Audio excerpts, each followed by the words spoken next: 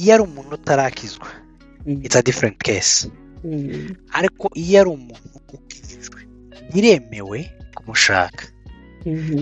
Ariko problem ndaza kubitandukanya gatoya. Nije wabajije nk'umugabo. Yes. Umugabo, this is my personal opinion, ashobora gushaka umubebe spirituel. Kubera ko mu buzima busanzwe umugabo yagombye kuba spiritual father w'umugore we. So urumva as long as akijijwe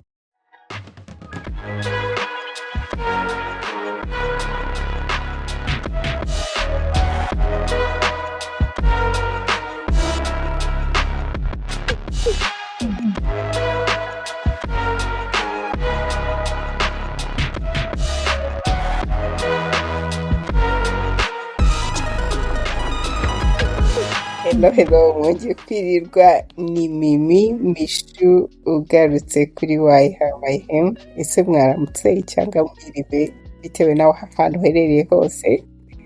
Umva buri gihe iyo nje kuganira namwe biranezeza kuko iyo nje means nazanye umuntu cyangwa hari ikintu tugiye kuganiraho kiri butwubake.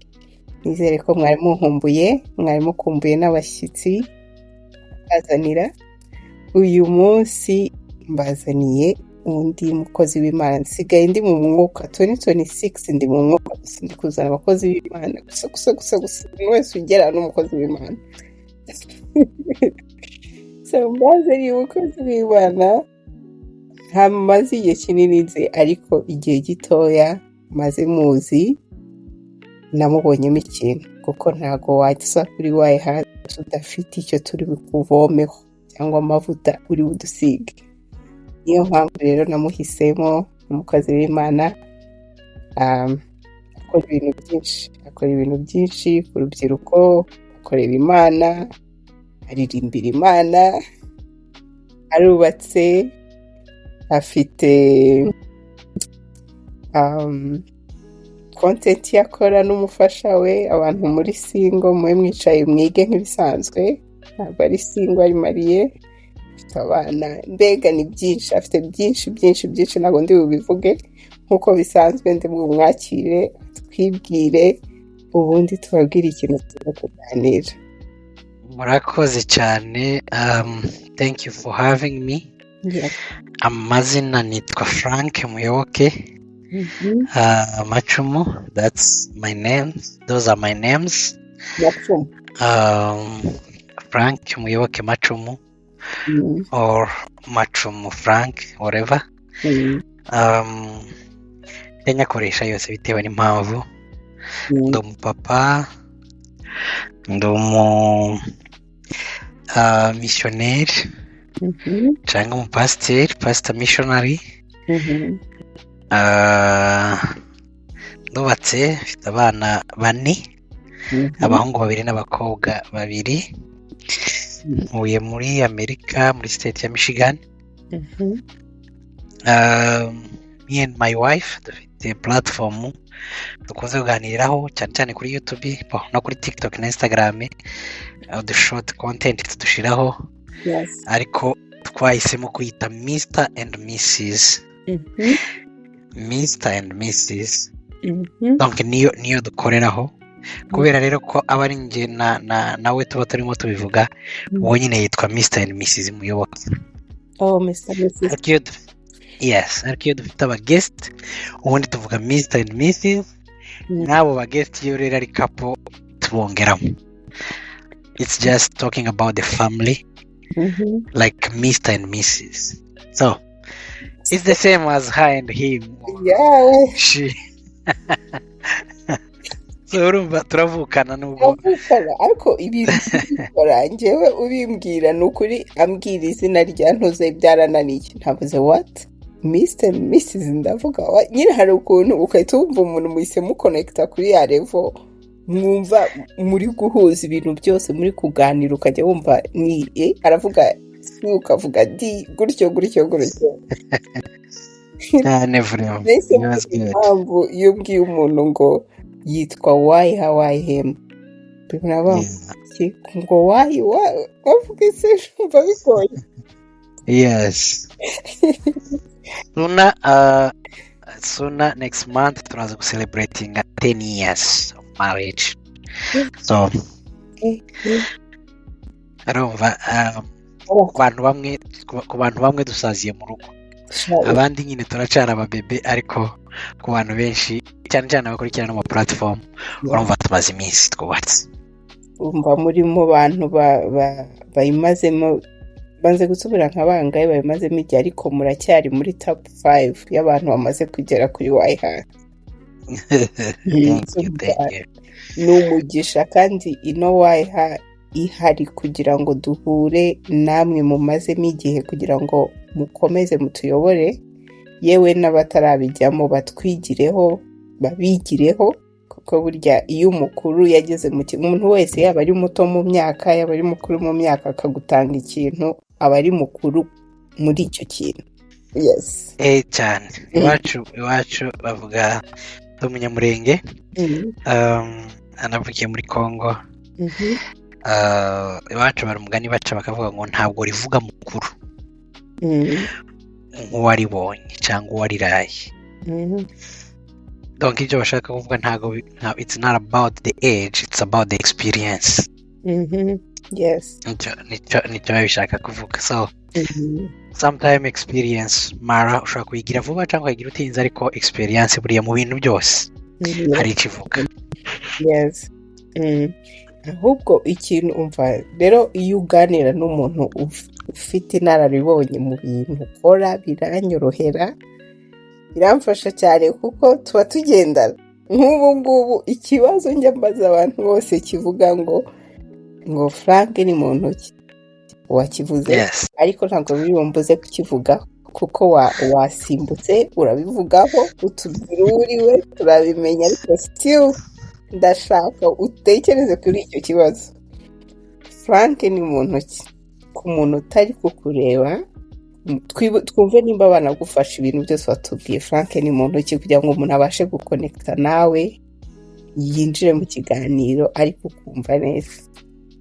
Frank ni umurokore wakiriwe ubw'ubuntu bw'Imana. Amen. Ufite past, ufite present, ufite na future. Nizera ko Imana ifite uruhare muri preza yanje, ariko nanjye dufite. Icya kabiri, ama Pan-African, nkunda Africa, mu karere iwacu. Frank nkunda ibintu byiza. Nkunda ibintu byiza, donc nkunda excellence. Yeah. If I may say. Donc nimba turimo gukora podcast, tuyikore mu buryo buri kuri standard, so do our best. Yes. Donc mu byo turimo gukora byose, ibyo ukora byose ushyire mu mbaraga zawe zose. Yes, either you do it or you don't do it. Yes. If you're doing it, do it perfectly. Ntabwo ibintu bishobora kuba perfect, ariko ibintu bishobora kuba perfect ku rwego rwawe. Ukavuga uti hano nagerageje, nta kintu ntakoze. Yes, rwose. So nkunda ukuri, nkanga indyarya, abandi bantu bose bashobora guhinduka. And I love to improve. Hari ijambo ry'igiswahili bavuga ngo kosa si kosa, kosa ni kurudia kosa. Ikosa ni ugusubira bikosa. Ikosa ni ugusubira bikosa.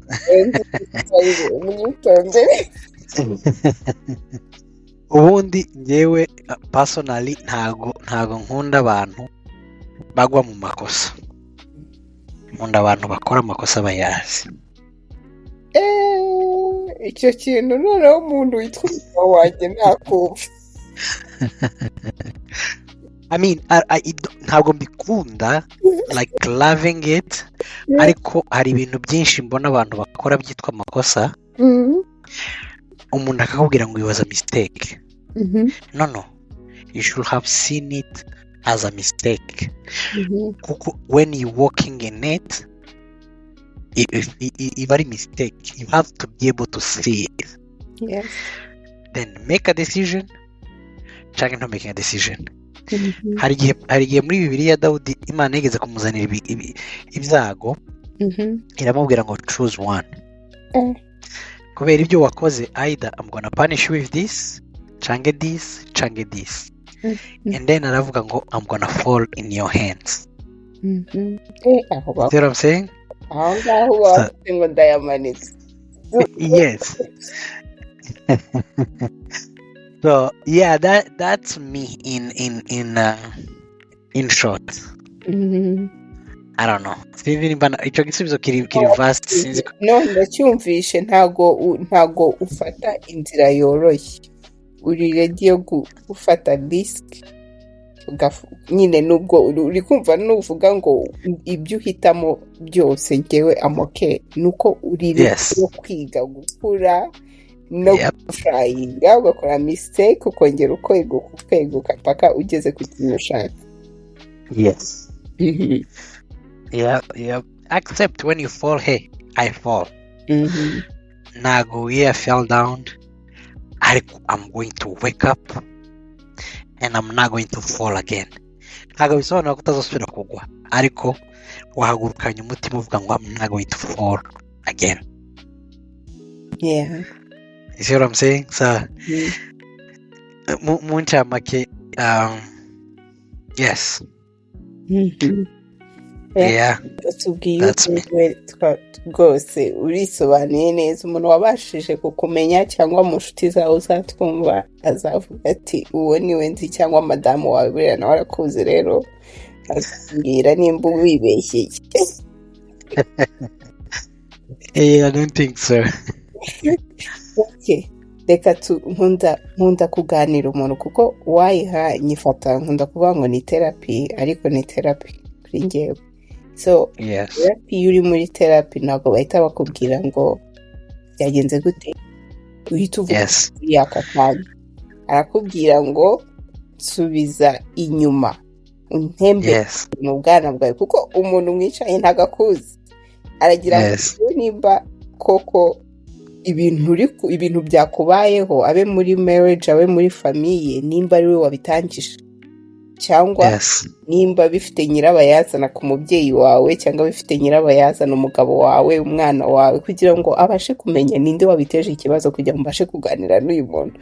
Arakubwira ati nyisubirize inyuma unganirize childhood yawe yari imeze gute. Icyo gihe arabasha kumenya ikibazo ashyirishe.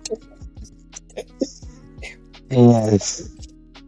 Wo mu myaka ndetse nka 20 cyangwa nushaka ujye munsi yayo, yari ameze gute n'uwo wowe uti watubwiye, ubona hari umuntu wahindutse cyangwa wari umeze gute? Okay,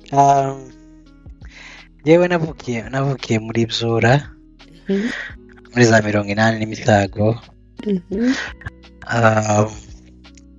muri village niho nakuriye with a loving and father and mother. Kandi ngifite we live together here, turabana hano, they are my next door neighbor. N'umugisha nakubwiye nge. Yes. Yeah. Na grandmother, ntabwo nabonye sogokuru. Uracyafite grandmother? I still have grandmother. Ariko se wewe wasenziriye sengesho. Hari ya projet nakubwiye ndi gukora, harimo ikivuze ngo mana, iyo menya ba gramere banjye byari kunshima. Ibaze ko nta n'umwe nzi kuri kote zombi, ntagahinda. Man, sorry. Yeah. Nanjye ngira gasoro gato, iryo zina navuze ry'amacumu ni irya sogokuru, ariko sinamubonye, gusa numva amateka ko yari umugabo w'intwari rwose, intwari. Not because he's my grandfather, but this is a true story. Amakuru numvira no ku bandi.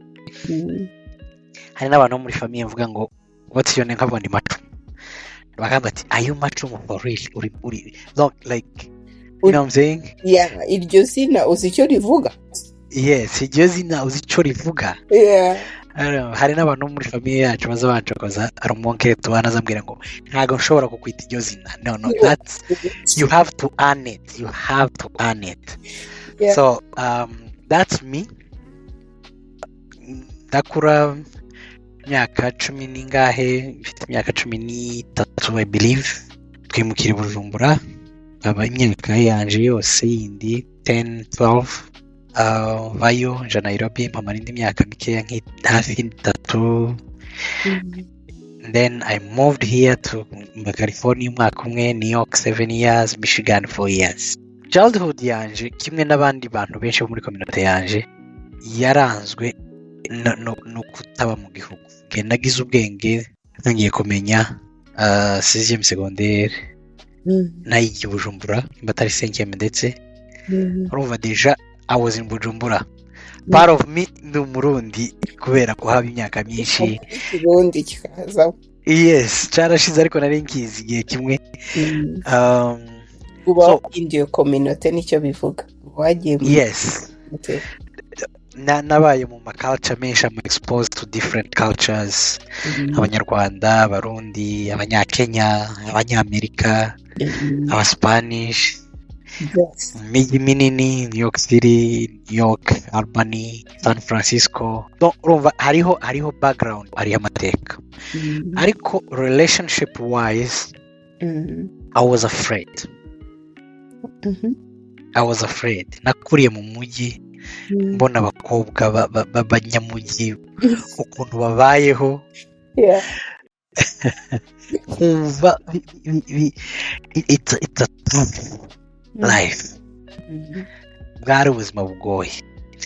Ariko kubera kurererwa mu idini ishatse kuvuga hari igihe dukurira mu idini tutaranakizwa, ufite ubumenyi ariko tufite donc uzumukiza ariko ntuzwi nawe. Nimba ariko nabisobanura. Yes. You know the savior but you are not known by the savior. That's my understanding. Change arakuzi nawe arakuzi ariko ntimuziranye. Ushobora kumenya Frank, okay, ushobora kumenya mu artist, tuvuge maybe John Legend, cyangwa Janti uherukana twari dufite concert ye, ari uramuzi ariko iwe ntakuzi. Ukumva ariko muraziranye bitewe n'uburyo umukunda n'uburyo yes, bitewe n'uburyo umukunda. Cyangwa nawe ashobora kuba kuzi kuri social media, iyo urimo kuvuga ushaka kuba wareba ikiganiro cyacu twabati nzi Frank, kandi Frank nawe akabazi Mimi ariko tutaziranye. Yes. So kubera iyo mpamvu donc muri iri dini hari amahame numvaga ngomba gukurikiza, amwe muri yo ni ukuta divorce. None nareba abakobwa tubana ubuzima bwa buri munsi, kabona batazubaka, kabona tutobana forever. Yes. Because of that nkikanga. Ikindi hari n'igihe abantu bikunda bakishira heza, hari n'igihe nanjye nirebaga ngavuga ngo uyu Frank wa 20 years, 25, 23 hari umuntu wamukunda forever, kuko haba hari ukuntu wiyizi uzi imico yawe ukavuga ati hari umuntu wayihanganira. So kubera iyo mpamvu relationship wise I was a little afraid. Nimba ari muri iyo sense childhood twashaka kuyivugamo. Yes, that's me. Cyaje kugukiza ubwo bwoba bwaje gukira gute? Ubwoba bwamazwe no gusenga. Ubwoba bwamazwe no gukizwa. Ariko maze gusobanukirwa no gukizwa, namenye ko I cannot do it. There is no way for me to do it perfectly. Then I surrender, nihimana. Undangize niha amahirwe yo kumfasha guhitamo. Abantu benshi turabikora. Kandi by the way ngikura before then numvaga gusengera umufasha. I understand Imana ikunda abantu bose kimwe. Umubi, umwiza, umuremure, ugize gute, bose ni Imana yabaremye. ni ukuvuga ngo ninyisaba ushobora kumpa ikimuga, ushobora kumpa umugore utari mwiza. rero bya bindi uvuga ngo ndakwemera mani ibyo uvuga byose amini Yes. Ukavuga ati gerageza ninyisaba irama, donc apparence extérieure mubi impereze mwiza ku mutima ariko mubi ku isura. Kandi urabona abantu benshi cyangwa mwiza inyuma ariko afite agasuzuguro adashaka kubaha mama wawe wakubyaye kandi wubaha ku isi yose. yes, ariko kenshi ntabwo tubitekereza muri iyo sense. hariho n'imyumvire mibi iba muri sosiyete ifata ko abakobwa beza benshi bagira imico mibi. Sinzi ko icyo kintu ukibona kenshi hari igihe utekereza ati uriya mukobwa no, she's beautiful, that means you know. Rero harimo akantu ko kudatrusting Imana enough kumva ko ishobora kuguhereza umuntu mukwiranye, mwiza hanze, mwiza indani, imico myiza, ibintu bene ibyo tugahitamo kwishakira. nkumva nabwira Imana nti njyewe nimpura na Mimi nkamureba nkamubwira Imana ati Imana mwaprove, donc I need your confirmation, I don't need your guidance. I can see, amaso yanjye ashobora kubona ariko ndashaka kumfasha guhitamo.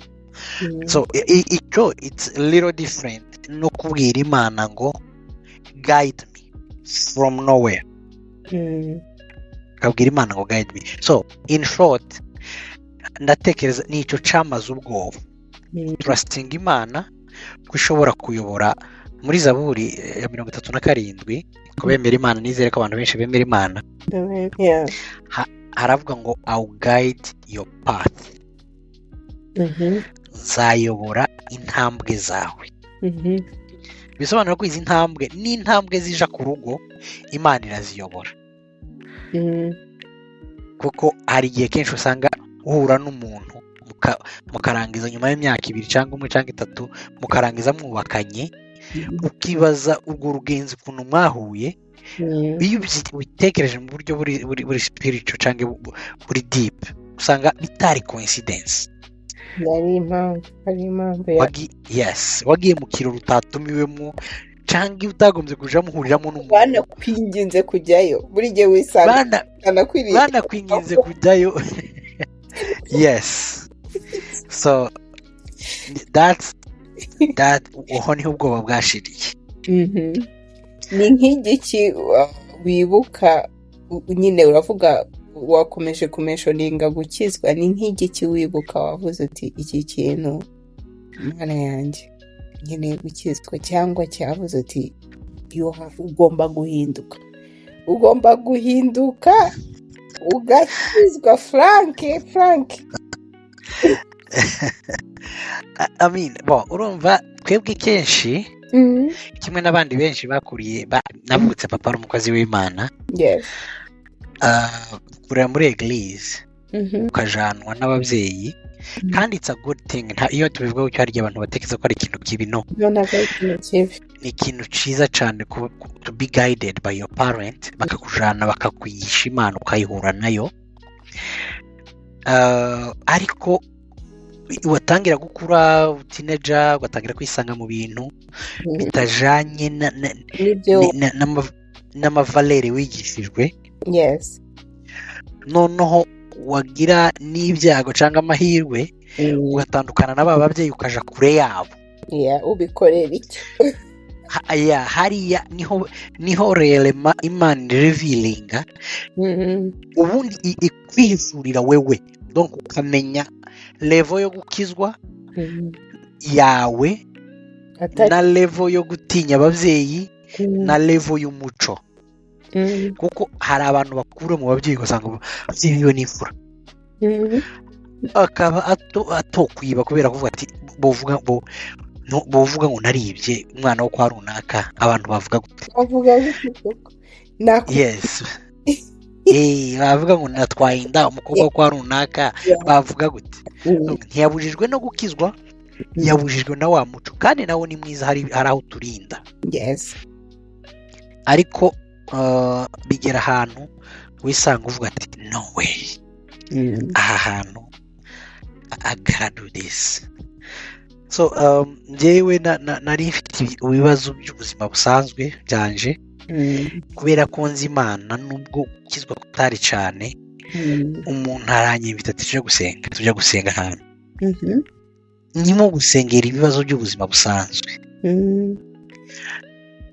Imana impishurira iby'ubuzima bwo mu mwuka. Wari ufite nk'imyaka ingahe? Nari mfite nk'imyaka nka 25.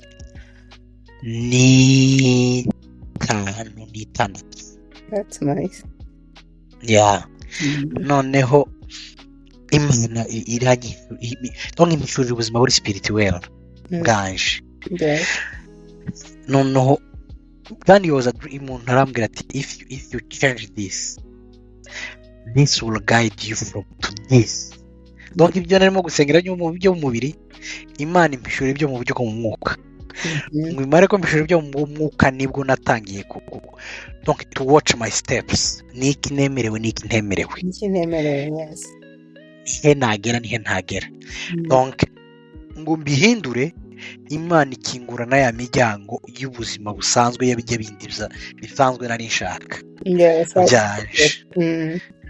Yeah, so naho numviye ko I can trust God with my life.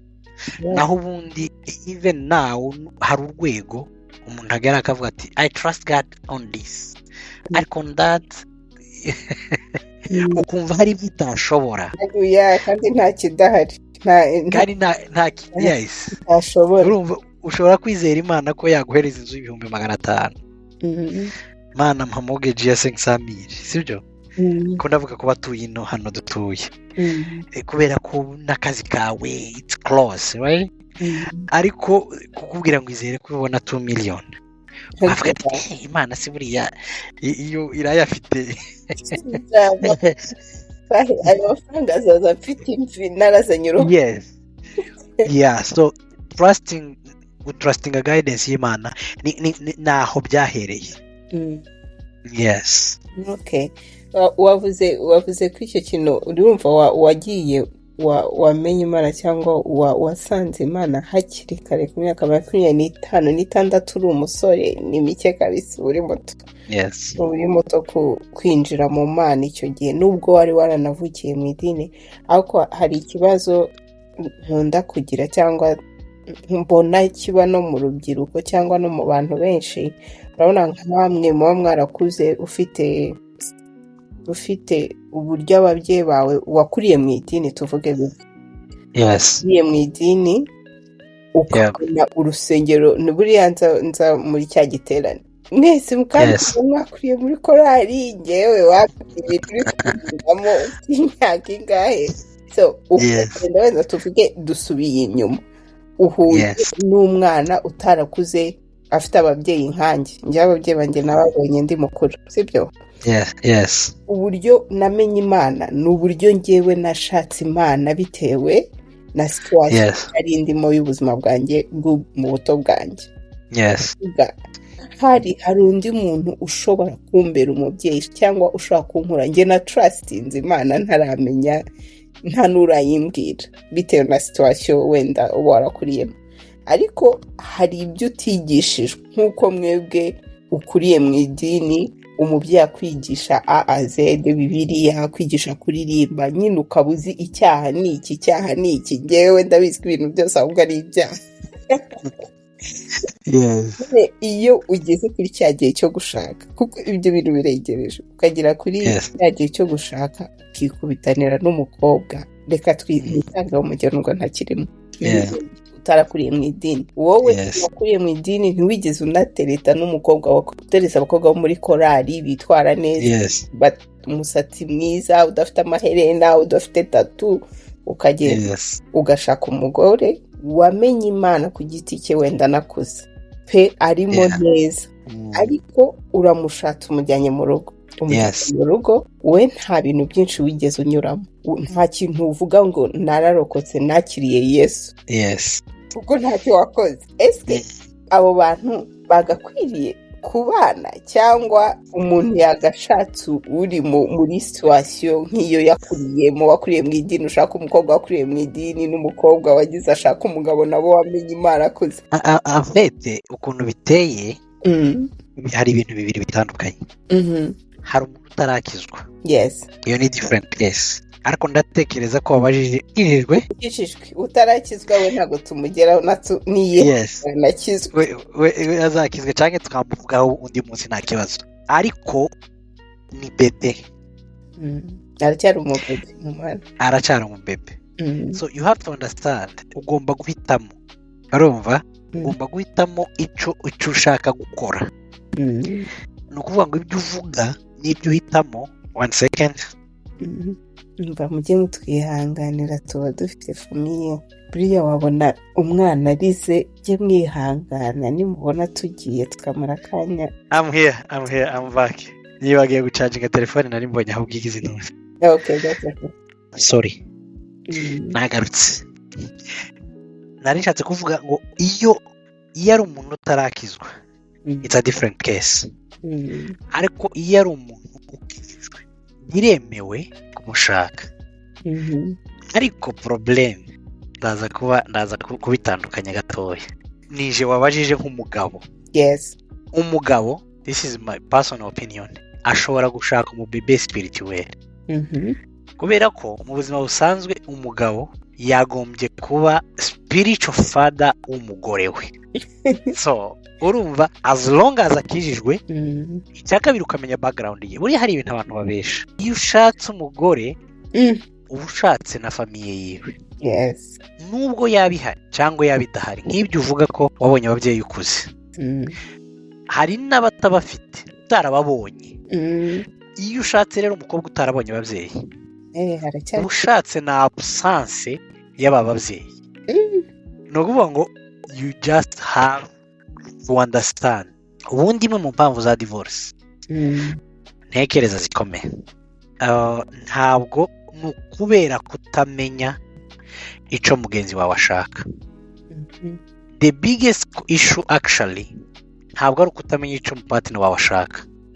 Ikibazo gikomeye, hari n'igihe n'umupatina wawe atabaza icyo ashaka. Ntabwo nshobora kugufasha nimba uri umudamu wanjye, ikibazo ufite ntakizi. Hari n'igihe nawe nk'umufasha wanjye utabuzi n'ikibazo ufite. Kuko hari igihe turwana n'ibintu byashize, ariko tugatekereza ko ari byo, tukarwana nabyo muri preza, tugatekereza ko tubyite karande kugira ngo abarokore babyumve. Hari igihe mbivuga gutyo pase kugira ngo n'abadakijijwe batumve iyo karande babyumve, babyakire. Hari hari ibintu byinshi abantu bakijijwe bakuze bakunda kuvuga, ariko cyane usanga ino muri Amerika nubwo ari ijambo ritiyubashe cyane. Hari igihe bakubwira ngo my husband is not good in bed, right? So that's question you are comparing to whom? That's a past. Siko mukurikira. No, n'urugero nari ntanze sinzi ukuntu gije mu bitekereze. No, rirumvikanisha nakwishyana kubyo nakubajije ko n'abantu batandukanye. Umuntu wakuye kuvuga ngo hari n'undi wagerageje isi kugeza ku mwisho wayo. Yes. Hari ibintu abagore badushinja bakatubwira ngo my husband is not romantic, right? Compared to who? Yeah. Is not romantic compared to your ex. Urimo kunkompara na ex wawe. Nicyo gituma utekereza ko ntari romantic. Hari umushuti wanjye twamenyanye afite umugirlfriend. Barabyara umwana. Nawe umugirlfriend we. Noneho babyara uwa kabiri. Yakiri girlfriend. Yes, baje kubyara uwa kabiri nkundana na madame. Ubwo umwaka umwe twamaze umwaka umwire ngo ni baro umwaka n'amezi nk'abiri dukora mariage. Noneho akambwira ngo urimo kwihuta. Why you getting married this quick? Noneho nkamubwira ndamwandi nimba hari abahungu nagabo nasanze bari very cold. Wenda ikitwaza gukora ikindi nkindi emission umunsi umwe. Ni gute ukundana n'umuntu ukabyarana umwana mukabyara uwa kabiri, uracamwigaho? Eske uyu mugore mumaranye imyaka 5 mfitanye abana babiri, uraciga nimba uzamushaka? ese uribaza ko uyu mugore amahirwe yiwe yo kubaka n'undi mugabo neza angana gute? Uratekereza ko uzava mu buzima bwiwe after 10 years n'abana babiri undi mugabo akaza akaja muri ubu buzima bakubaka neza na wa wundi mu buzima bwawe, kuko na wa wundi ntahaje afitemo abana.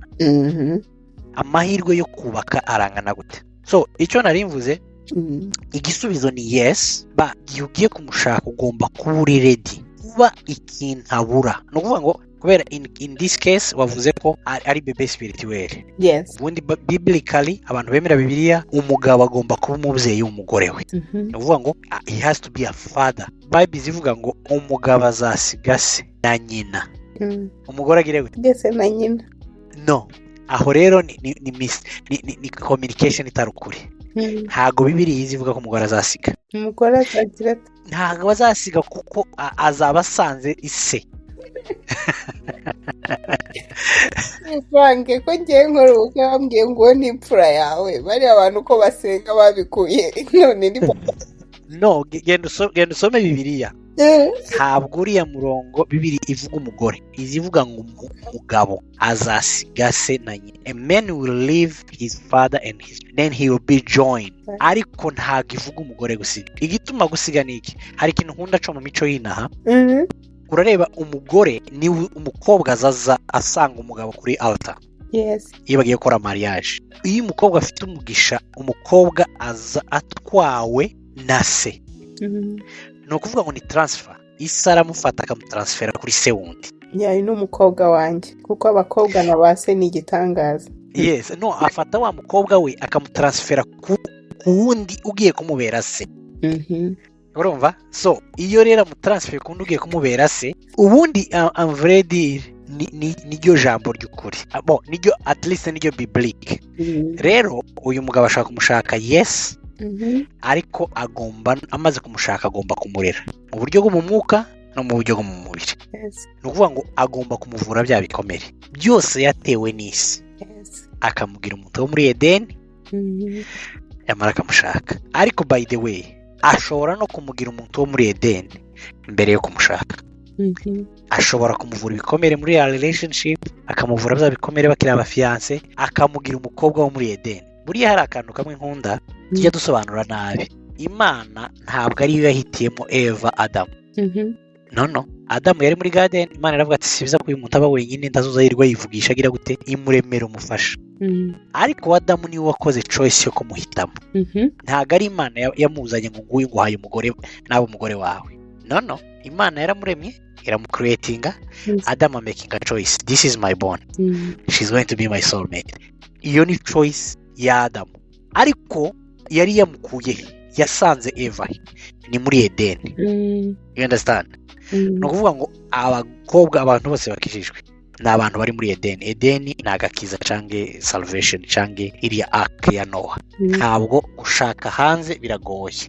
No kuvuga tugomba gushakira indani. Ikibazo nuko twibesha ko indani muri Edeni ari mu idini. No, hashobora kuba harimo abantu bari mu idini batari muri Edeni.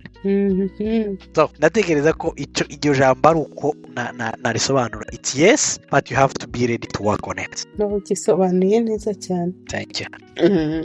Icyo ngicyo noneho cyo kuvuga ririya jambo utumye mbitekereza nta n'ubavuga umugore. Nta hantu babivuga byo bavuga umugabo. Ariko ubwo nyine tuba twumva ko nimba bavuze umugabo ariko mana we cyakoze ari ibintu dukurikira wa mugani tutazi niyo bivuga. Na kariya guhererekanya umubyeyi n'umugabo ntabwo icyo bisobanura, ariko ubisobanuye iminzala kuko umubyeyi w'umupapa n'umwana we w'umukobwa hari bond ikomeye. Ukurekura akagutanga hari trust kabisa ibikomeye ahaye umwana we uyu muntu. Uyu ni umwana wawe. Nico gituma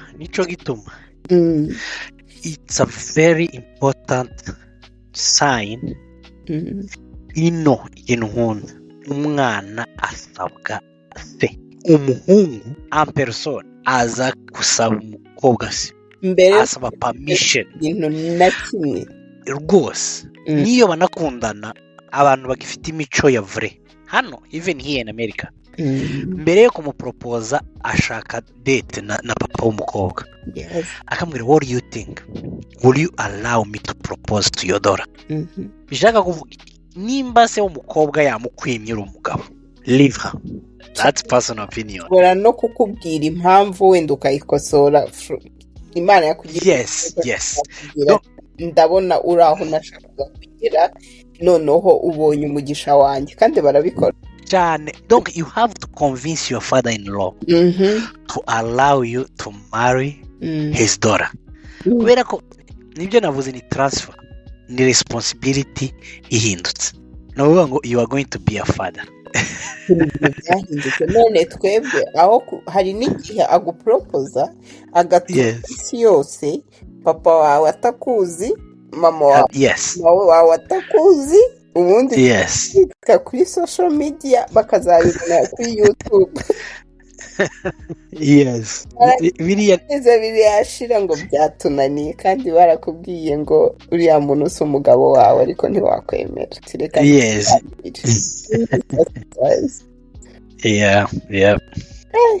hari ikindi kintu wavuze ko kuri wavuze ku mushuti wawe uriya wateye inda.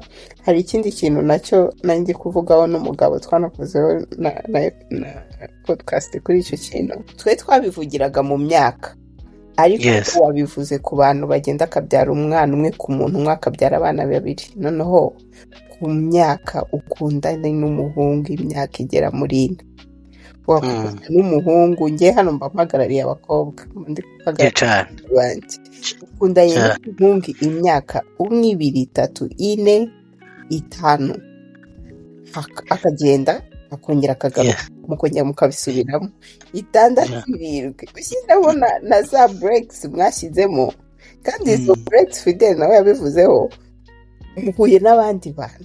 Icyo kintu cyo wowe ugitekereza gute nk'umugabo? Haba hari biba bimeze bite kugira ngo abantu bakomeze uri muri ibyo ngibyo no ugasanga ugeze muri ya myaka 30 kiri kuvuga ngo nakundanye n'umuhungu? Afete hari ibintu bimwe nabo baba batazi ibyo barimo. Urabona nk'aba teenage bari muri high school whatever, ariko nkanjye personally ntabwo ndi president wa pastor, ariko hari igihe tubivuga tugendeye kuri Bibiliya. Ubundi boyfriend girlfriend it's not acceptable. Igituma itari acceptable ni ukubera ko ari nta purpose ya marriage irimo. Rero iyo hatari purpose ya marriage ibyo nta twabivugaho. Ariko iyo hari purpose ya marriage, dating for a long time it's not a bad thing. Ariko as long as hariho purpose. Mushobora kuvuga ati turi muri university turabura imyaka 2 ngo turangize ishuri, twahuye twakundanye tugiye gukora ubukwe.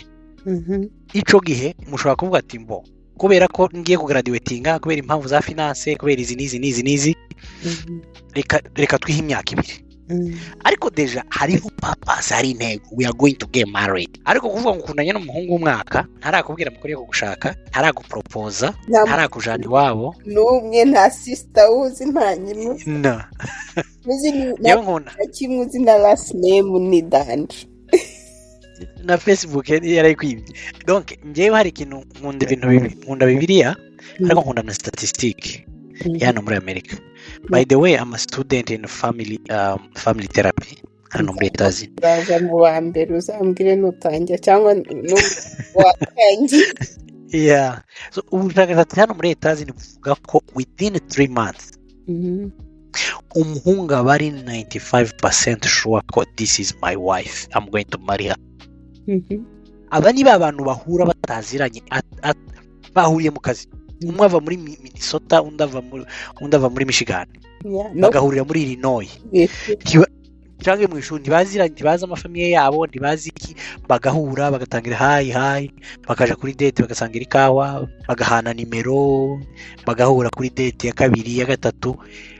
Iyo bakoze date 5 umuhungu aba ari 95% yahahagaza hazi neza, ahahagaza bahahazi. Rero umuntu uza hari mu mezi 3 ni gute yamara imyaka 3 atarakubwira what going on?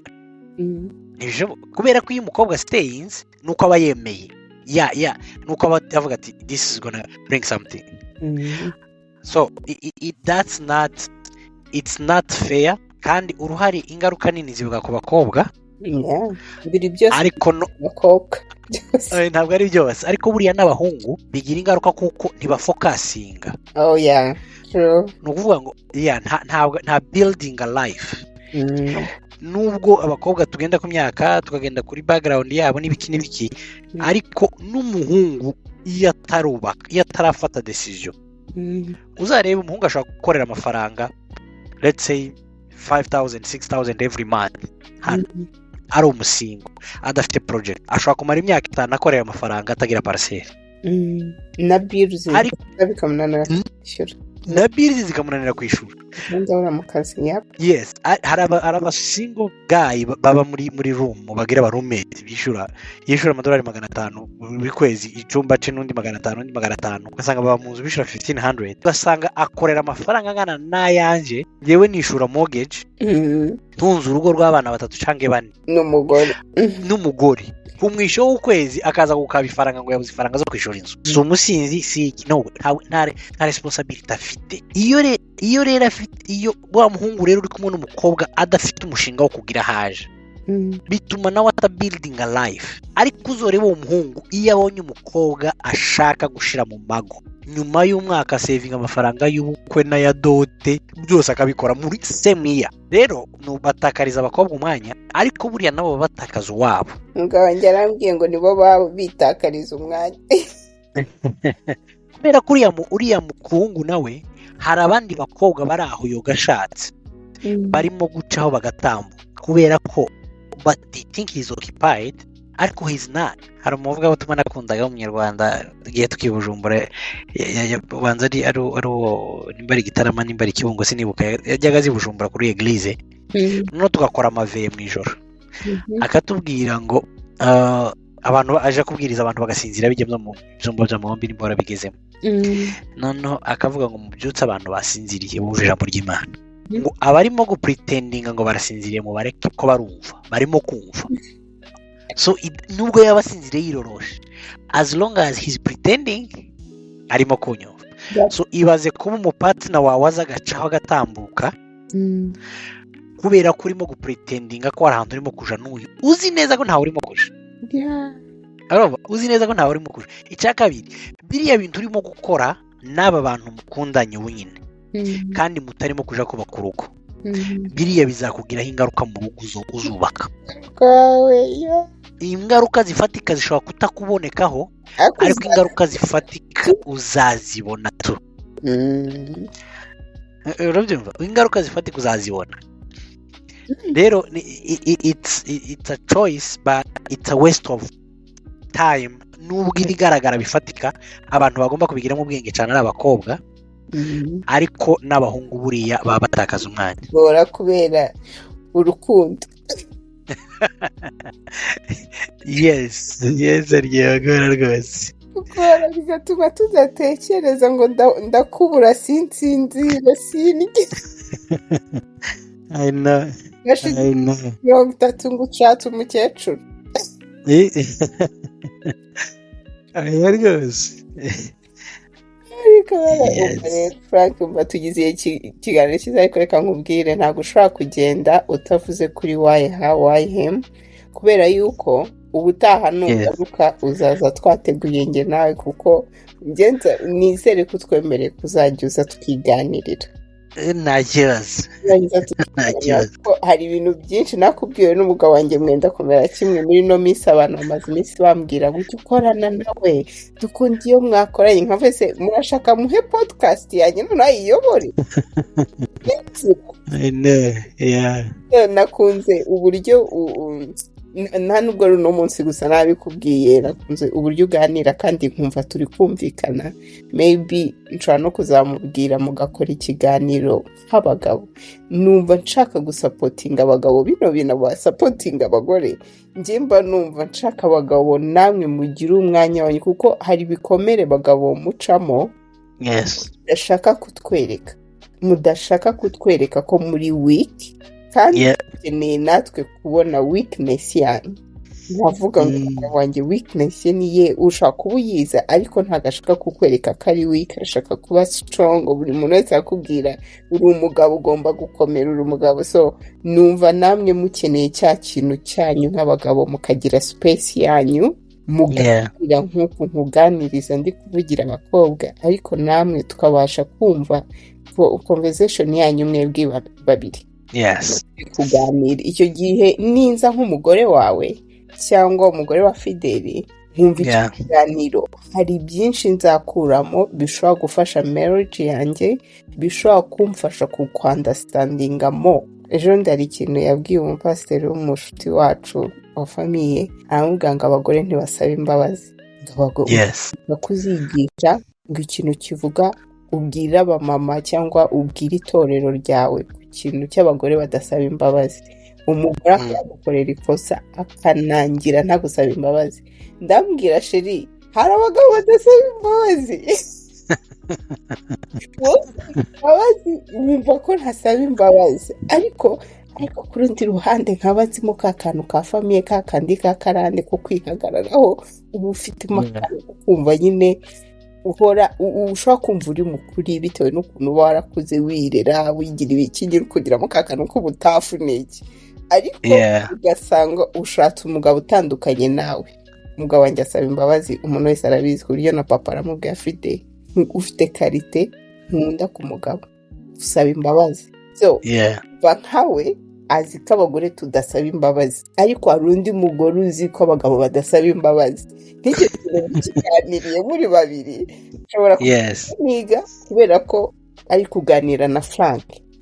Okay, kuko ari Frank ubivuze, maybe we nkeneye gukosora iki kintu mbanga uyu mugabo, cyangwa kubera ko ari Fidel ubivuze kandi Frank iki kintu nanjye yarakimbwiye mbere ntukunda gusaba imbabazi, maybe icyo kintu nicyo koko nkeneye kugihindura. So niyo mpamvu mvuze nzabaha amahirwe mbahuze, mukorane ikiganiro, muganire natwe tubashe kuza kuri iyo space yanyu, tubashe kugira icyo twabigiraho cyane. Vreo tuzagikora.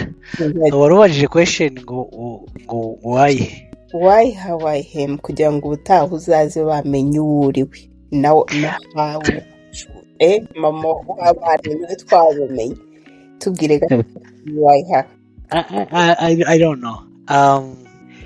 Nashaka kuvuga, nshobora kugendera nshobora kuvuga amakalite asanzwe yiwe namubonanye. Unatubwira umunsi wa mbere, njye nkunda inkuru, tubwire basi umunsi wa mbere ubihinahi ushaka kubigenza, utubwire umunsi wa mbere mubona. Icyo gihe noneho wongereho n'utwo tuntu ku buryo umuntu anamwimagina akavuga ati nimba bashaka kumureba bazajye kuri Mrs. bazajye kubashaka bareba, ariko abakurikira why him bakeneye kumva uvuga umugore wawe. Hari ikintu abagabo bagomba kwiga, ukavuga umugore wawe, mukunda abagore banyu n'umugore ukunda umugabo wawe. Iyi ni umwanya wawe cyangwa niba guhaye iyo misiyo kumaze iyo question, kuko hari ibintu bimwe ugomba kwimagina avete ari ikiganiro arimo gukora cy'iyo myaka 10. So ntago nza kubitindamo, ubwo nyine abagishaka bazagikurikira kuri Mr and Mrs Muyoboke. Ariko in short, nkuko nabitangiye mbivuga, nari mfite ubwoba, donc nari nshaka umuntu mbona mw'Imana mbere yuko mbona ikindi kintu cyacu cyose. So umuntu yanyemvita ahantu muri Buffalo mu buzima busanzwe kujya kumufasha service isanzwe, none ngo dushike mu rugo iwe dusanga harakinze, ngo hamagare barambwa ati turi kuri eglise. Njya kuri eglise, none ngo nshike kuri eglise, nsangamwe abantu twaririmbanye muri Kenya. Nari icyo gihe nari worship leader, nagaza ndirimba umunsi ngiririmba, none ngo nshike bahamagara team iragenda kuririmba, hari abantu nka 10, hatambukamo umukobwa umwe mwiza. Noneho bararirimba indirimbo zo kuramya bisanzwe, noneho ngo barangize bashiramo akantu k'igisirimba k'iwacu, noneho mbona umuntu umeze nk'uko. Donc mubona mw'Imana. Donc yafia bwa bwoba imba burashira ntabwo burashira.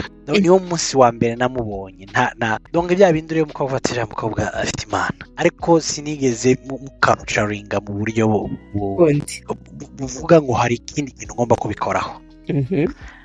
Noneho umuntu twari kumwaje ahantu aragenda ambwira ko aje kumfata eglise itararangira ngumamo. Abantu barasohoka muri eglise baragenda bose. Nguma harya ntegereje umuntu uri buze kumfata. Noneho umuntu ahamagara, by the way na madamu nawe arasigara ategereje umuntu uza kumufata.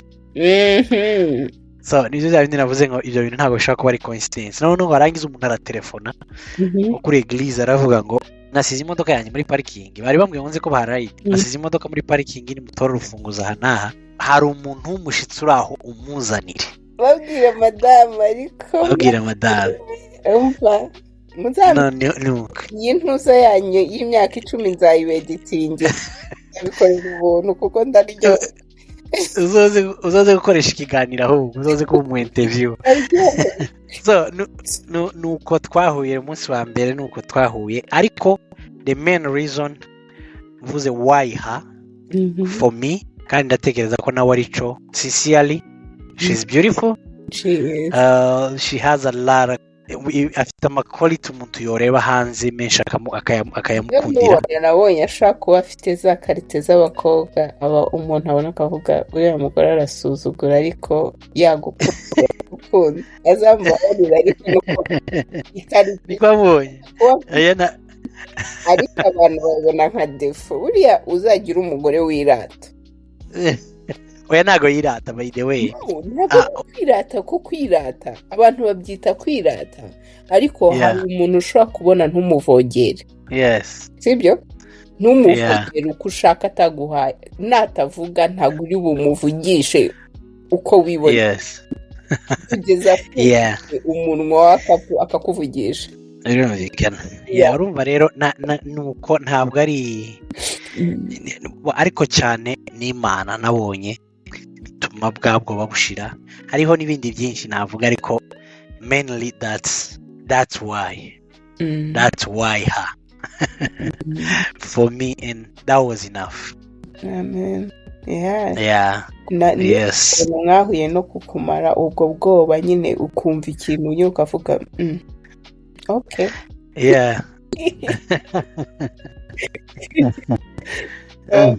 Uva Frank, ndaryohewe nubwo dukoze igihe kinini kandi tuvuze ibintu byinshi pe, twakuzengurutse, twagiye hose, nta umva ibintu byose, ibibazo byose nari mfite tuzabikoraho ubutaha, turi ku ikindi kintu vugaho ubutaha, ariko ibyo duvuzeho bitumye umuntu abasha kukumenya. Thank you. Gira icyo tubwira kuri why how dusezera abantu bacu. Gira icyo mvuga kuri? Gira icyo tubwira udusezera. Okay, thank you so much kuri kiganiro and for having me. Ubundi n'umugisha, hari igihe abantu batekereza ko umugisha ari iyo dusohora ibintu nk'uko natwe biradufasha, ariko n'ababyumva kenshi iyo bitegereye birabafasha, kuko umuntu ashaka kumva ijambo rimwe rega saving a marriage rimwe gusa, rimwe akuye kuri podcast canke asomye ahantu, canke hari ibintu ngewe byinshi nabonye muri text message canke ga clip gatoya ku buzima kagahindura ubuzima bwawe, kagahindura perspective y'ukuntu ubona ibintu. Rero iyo tugize umugisha wo kubona amahirwe yo kubona ama podcast abantu bavuga bari open bakaganira, we can learn a lot from them, canke from what we hearing, kuko hari igihe umuntu avuga ibintu ukumvamo ibindi bikakwigisha. Rero mwakoze cyane abantu bazakurikira kino kiganiro. Imana ibaheze umugisha. If you have a question, zanga byakunda muzi host mushobora kumubaza, she can shoot a question twayisubiza. And hopefully it's not the last time.